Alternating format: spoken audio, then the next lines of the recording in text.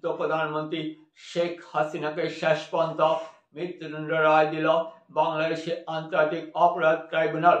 গত বছর জুলাই মাসে গণ অভ্যুত্থান দমাতে গিয়ে মানবতা বিরোধী অপরাধে শেখ হাসিনাকে শেষ পর্যন্ত মৃত্যুদণ্ড রায় ঘোষণা ট্রাইব্যুনালের। এদিকে হাসিনার মৃত্যুদণ্ড রায় নিয়ে ভারতের অসম রাজ্যের বরাক উপত্যকার সিমুই জেলার বিশিষ্ট আইনজীবী জ্যোতিষ পুরকায়স্থ সাবলীলভাবে উল্লেখ করেন মিডিয়ার সামনে।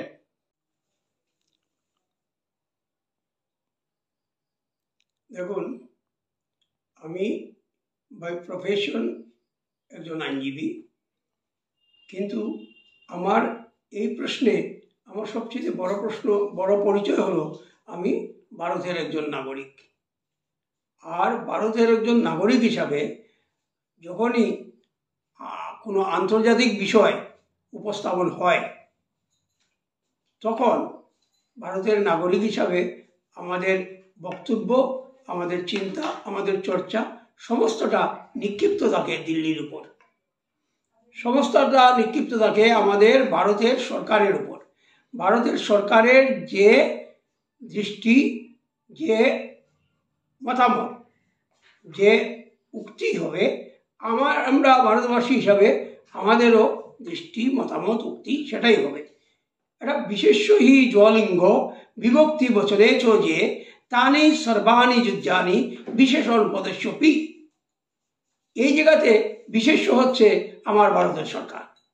ভারতের সরকারের যে দৃষ্টিভঙ্গি হবে, যে মতামত হবে, যে বক্তব্য হবে, আমরা ভারতবাসীদের বক্তব্য, মতামত সেটাই হবে। তাই আমি ভারত সরকারের মতামতের বাইরে কোনো মতামত দিতে পারি না এবং দেব না, বা নেই।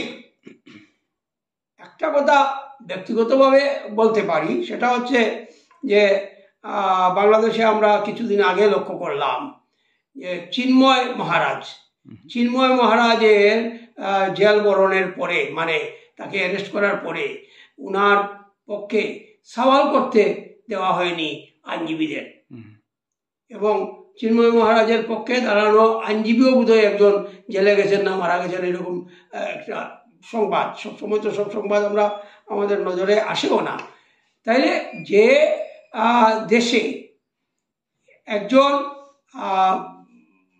সন্ন্যাসীকে অ্যারেস্ট করার পর তার জামিন নেওয়ার জন্য আদালতে সওয়াল করার জন্য আইনজীবী যেতে পারেনি, সেই দেশের বিচার ব্যবস্থা বা সেই দেশের এই ব্যাপারগুলি কতটুকু উন্নত হয়েছে সেটা ভারতবাসী হিসাবে আমরা লক্ষ্য করছি, আমরা দেখছি, এবং এটার একটা পরিমাপ আছে।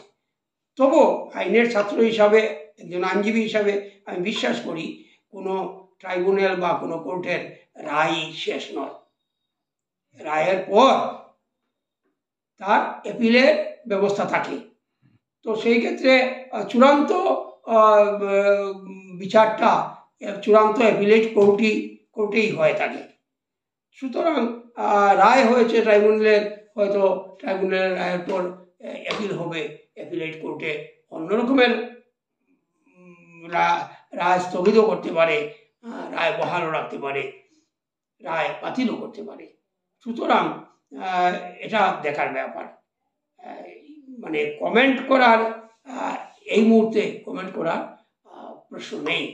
এই মুহূর্তে আমাদের সরকার উপযুক্তভাবে ব্যবস্থা নেবে এবং সঠিক ভারতের ইন্টারন্যাশনাল পলিসি, আন্তর্জাতিক পলিসি ভারতের এ যাবৎ ভারত একটা শ্রেষ্ঠ অবস্থানে আছে আন্তর্জাতিক পলিসির ক্ষেত্রে। সুতরাং ভারত সরকার যে সিদ্ধান্ত নেবে, যে মত দেবে, সেটাই হবে আমাদের মতামত।